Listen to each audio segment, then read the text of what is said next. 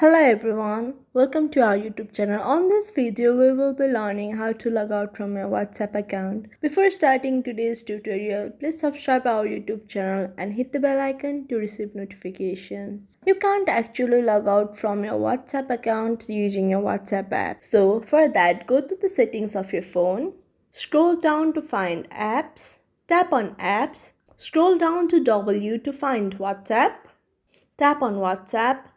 Here you can see the option for storage, so tap on storage and tap on clear data option to clear the data so that you will get logged out from your WhatsApp account. Tap on clear data and tap on OK to delete every information regarding your WhatsApp.